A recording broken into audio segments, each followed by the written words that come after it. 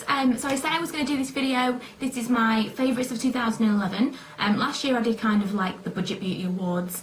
This is kind of a follow-up, but last year I did it huge and it was like 3 separate videos. This year it is just one video, and I'm just going to probably make it a little bit longer than normal, so I apologise in advance. But it's a big video. This is pretty much all the stuff that I was loving last year. I know lots of people have done their favourites of 2011, like things that were brought out in 2011, new launches, but not for me. No, I'm just going to do everything that I loved last year. So the basic criteria for this was that I had to like it for 3 or 4 months plus for it to get into the annual favourites. I had to use it for 3 or 4 months plus. So things that I've recently discovered, I mean, you know, some of these things I've actually switched out quite recently for different things, and I'm really liking those too. So they went in my December favourites, but I wanted to talk about the stuff that pretty much all year last year I absolutely loved. So this is that. So if you want to watch that, then stay tuned. Okay, in no particular order. I might try and do kind of cosmetics and then body and whatever care, but it's just kind of a mess in front of me, so in no particular order. First of all, the Naked palette. Now this came out a year ago, maybe a few more months than a year ago. I think it was September, October 2010. I got it immediately and I have loved it ever since. I use it all the time, not every single day, but a couple of times a week, 3 times a week maybe, and I haven't hit pan on any single colour. You can see the ones that I like the most, but I think that's amazing. I think it was a really good buy, and I will definitely buy buying Naked too. I can't believe I haven't bought it already. But I've put myself on a spending ban. I'm doing pretty well so far. I mean, it helps that I've had no money to spend, but nonetheless. So I think what I'm going to do is I'm going to request it for my birthday, which is in February. So that's going in firmly on the favourites list. I absolutely love that. Next is this Bourjois chocolate bronzer. Everyone raves about this, and I can't believe it took me until last year to buy it for the first time. It smells amazing, obviously. Obviously it smells like chocolate, it smells amazing. It gives you just the right kind of non-muddy bronze. It's a brown bronze as opposed to an orange bronze, but it's not muddy looking, it doesn't make you look dirty. I really like it, and it's not too pigmented, so if you are a little bit heavy-handed, then it's not going to be the end of the world. You're not going to make yourself look like Snooki by accident, so I love that. Another thing in the kind of bronzer blushy pile is this Benefit by Dallas. I'm going to talk about the 2 blushes that I used this year, the majority of the year. Pretty much all year until it got to winter time, I used Peaches by MAC, which I love. If you look back, a lot of my favourites videos featured this blush until about maybe September time, or August, September time. I love this colour. I've actually got it on today. I think I'm breaking it back out again because as January starts, it's officially spring as far as I'm concerned. As far as I'm concerned, January is like the start of spring for me. When Christmas is over, winter is over. I am gearing up for the year ahead. Dallas is what I chose to use for the remainder of the year. And pretty much every day, all but for like a couple of days here and there when I mixed it up a little bit, I would have used this. Pretty much until last week when I discovered how sparkly it is. I was in natural light and I just happened to look at myself. I just like caught myself in a mirror or something, and oh my god, the sparkle on my cheeks was unreal. So I'm a little bit concerned that I looked like a big glitter ball for the majority of the time I was wearing this. So I'm going to maybe look into maybe wearing that again, but I really loved it last year. And Peaches, that's coming back. My powder that I used all year was Rimmel Stay Matte. I did repurchase this several times. I prefer it in translucent, but the current one I've got is Peach Glow because that's the palest one I could find. And I'm running out again. But I love this. It's so affordable, and I prefer this over anything else. I've got a MAC Skin Finish that I use when I can't find this, in amongst all my crap. But it doesn't leave me matte at all. It's a nice look, like just for a video, maybe from the MAC Skin Finish, I could just kind of give myself a dewy, just made up glow, but after about half an hour, I look shiny again. It just doesn't work for me. If you've got greasy or oily skin, this is amazing. So I definitely recommend that. Next, this was the year I started to try and wear lipstick, as you can tell. Prior to this year, pretty much I never wore anything on my lips. Even lip glosses and things I kind of stayed away from. I was always with completely bare lips. So my favourite lipsticks of this year would have to be the Viva Glam 5, which is my staple handbag lipstick. It's amazing. It's my Lips But Better lipstick that I finally found last year, which is a really gorgeous colour. And this Matte Factor by Milo in Peach. Now, I've worn this an awful lot in the second half of the year since I've had it. I've also used the red ones, the nude one. The only shade that I haven't used is this light pink, because it's just so not my colour at all. We've even got hot pink. I wore that in New Year. I love all of these, every single one of these from the range. Love them. And I think they're about $2.99 or something. So again, really, really affordable. Love these. Next, I will talk about base. The two foundations of the year would have to be, first of all, Garnier Miracle Skin Finish. I think I got this in July or August. This is still the same bottle or tube that I've had since July or August, and I'm just running out. I've just bought two more because it was two £15 and they're like £9 something each or £10 each. So I bought two more tubes because they were on two £15, and they are still sitting in my drawer, and I bought them a month ago because I thought we were going to run out, but I'm still using up the same one I've had since August. I have worn this nearly every single day. I could probably count on both hands how many times I've used another foundation since I've had this in July or August. I got it like the week it came out. I was first in line, really, really wanted it. I'd already been kind of weaning myself off foundation with tinted moisturisers and things, and just adding moisturiser to my foundation for a couple of months. And when this came out, it was the perfect timing. So I absolutely love this. I will continue to use it as long as it continues to work for my skin and it doesn't break me out, and my skin is not too oily to wear it. And I can't say enough about it. I've made videos about it. I made a review video, and all people say is it's not the same as normal BB cream. I don't care. It's a tinted moisturiser for me. I don't need to put a normal moisturiser underneath it. It definitely doesn't break me out. If anything, it makes my skin look amazing with so little coverage. I don't know how it works, but I love it. And you can see my skin through it, so it doesn't really look like I'm wearing foundation when I'm wearing this, which is why I still do need my Superstay 24 concealer from Maybelline, and I use this on any blemishes, any redness. I really try to stay away from my pores because this is quite thick, and it just kind of settle into lines and stuff. So I will, in a bind or in a hurry, which is probably most days, I will put this under my eyes, and it really does wipe out any kind of under eye circles.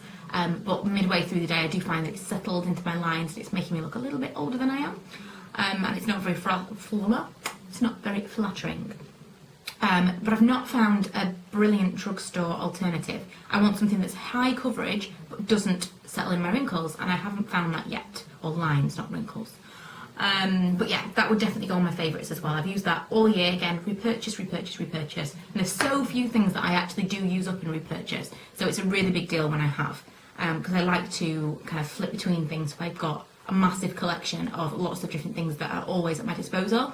I don't like to completely run out of one thing and have to repurchase it. It is like a collection. So the things that aren't terrible to leave for quite a while without throwing out, I like to build up that collection. Next is my Revlon Colour Stay. The reason I bought this originally was because I saw it, well, I've seen tons of reviews anyway, but I saw it in my local kind of cheap makeup store. It's called Dazzle in Doncaster. It's in Frenchgate Centre, and it was $6.99, and I bought like 4 bottles from there, all $6.99, and that's the reason I've never found my 100% perfect colour.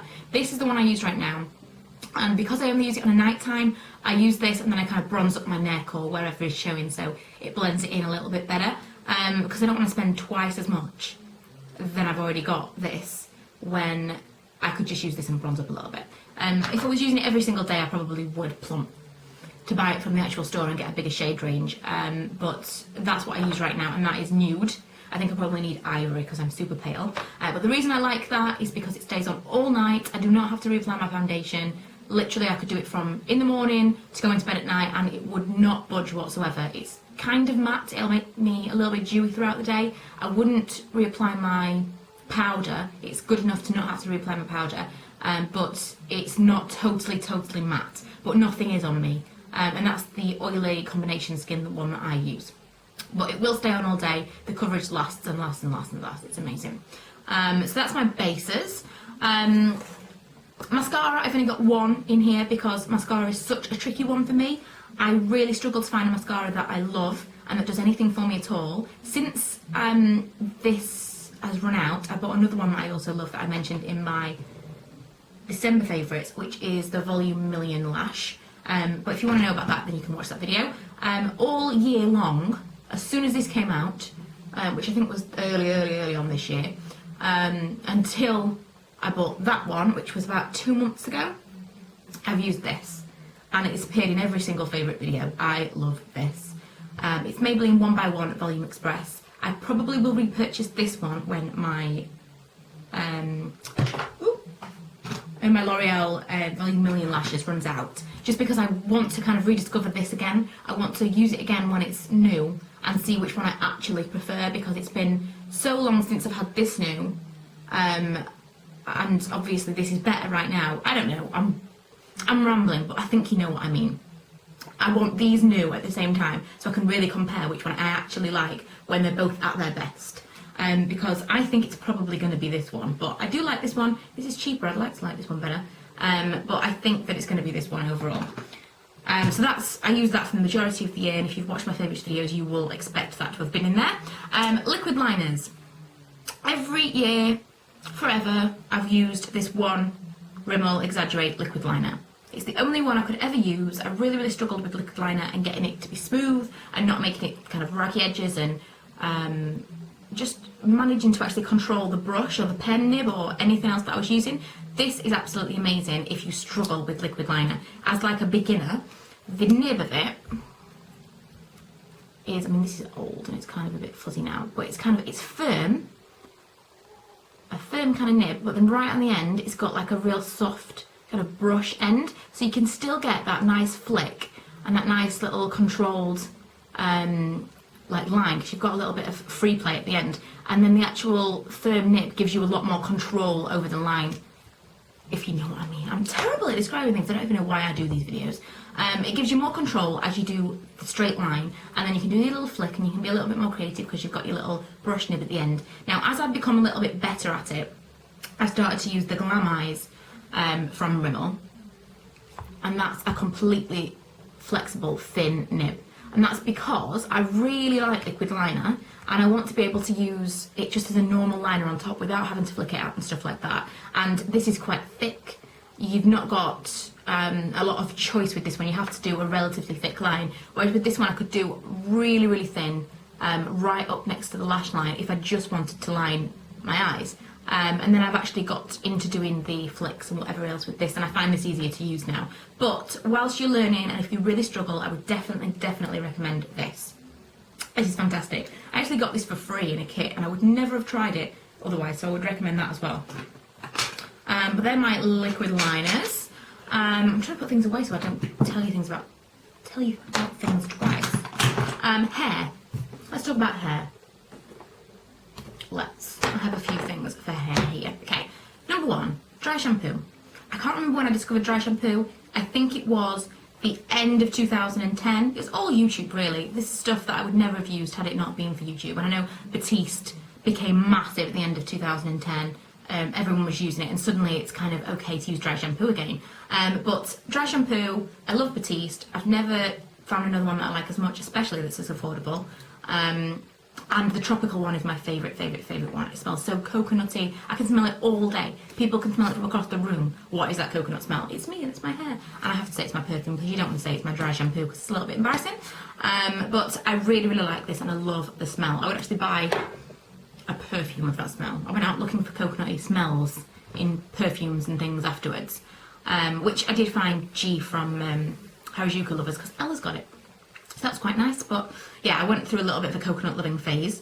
Next, when I bleached my hair and I had to cut it off and it was like straw, I was looking everywhere for something that would work to maybe able to put a brush through it, you know, just be a little bit easier to use and more manageable. And I found this. It's Goldwell Kerasilk.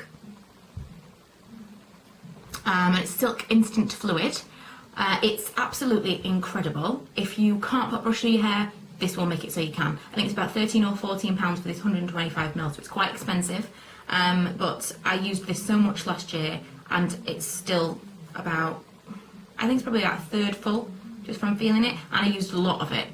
So I was really, really impressed with this. If you are really struggling with damaged hair, or if you've done something ridiculous like I did, I would definitely recommend this, and I used it a lot last year. Again, I have just recently discovered hair oils, and I'm loving those, and they are a good alternative to that, depending on whether you can find it that's a little bit better cost effective. I think the hair oils might be more cost effective, and probably I would recommend those over that. But if you don't like the idea of putting oil in your hair, that is completely lightweight. You can put as much in it as you want. You won't get any kind of build up.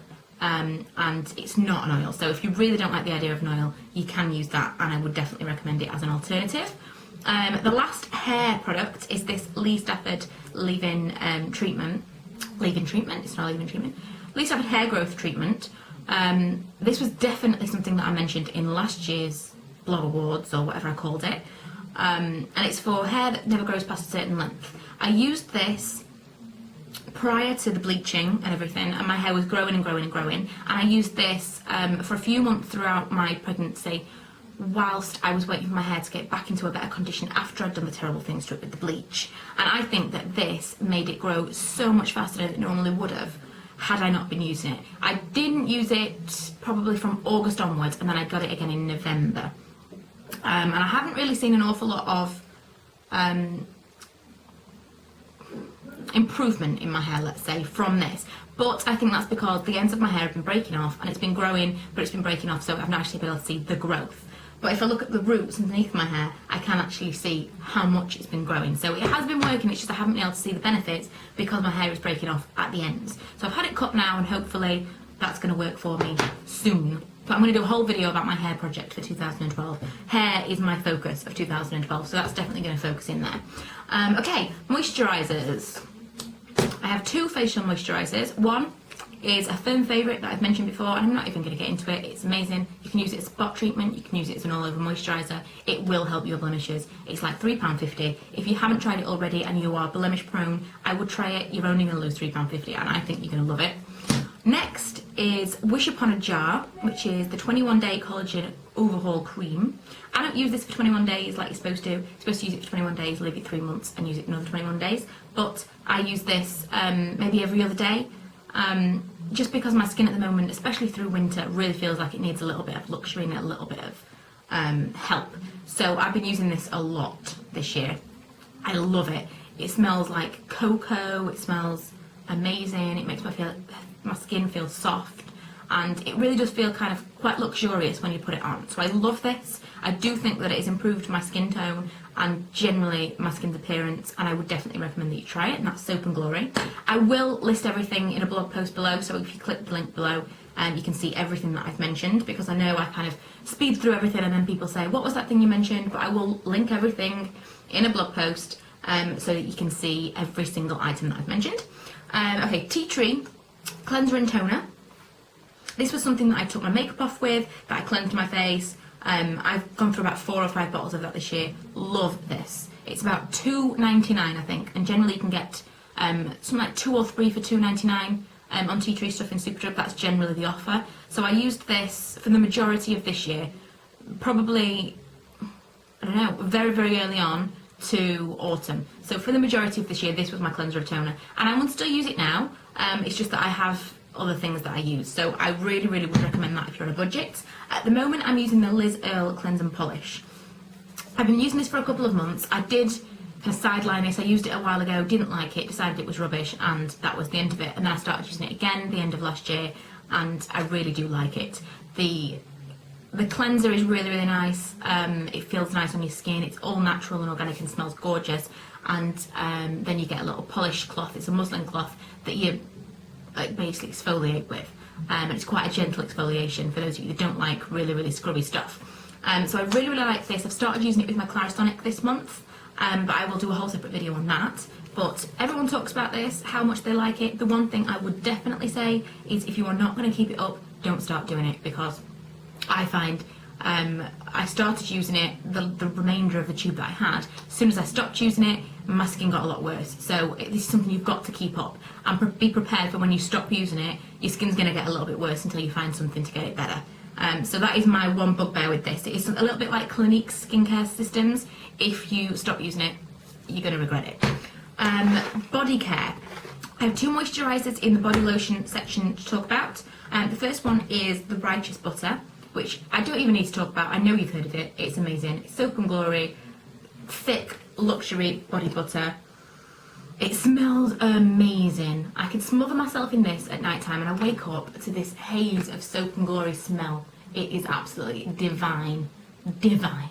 I love, love, love this. And this is my third pot, I think, of this. Love this. However, it's about £10 and I go through it quite quickly because I like to smother myself in it. So for kind of a daily moisturiser, because I don't use that every day, for a daily moisturiser I would recommend this. They do tons and tons of different formulas for sensitive skin, dry skin, all sorts of things, about 7 or 8 different formulas, different scents. My favourite one is the shea butter and it's dry to extra dry skin. I use this maybe every day, every other day. I haven't always got time to moisturise top to bottom every single day with a baby. But I love, love, love, love this. And it smells nice. It really does leave you feeling intensely hydrated, like it says. And it soaks in pretty quickly as well. So if this is a morning moisturiser, as long as you don't use too much, like I generally do, you don't need too much, it spreads pretty quickly, spreads pretty far. And then it soaks in really, really quickly, so you don't need to kind of towel off or anything before you get dressed. So I would recommend that. And I think lastly, oh no, I've got 2 things.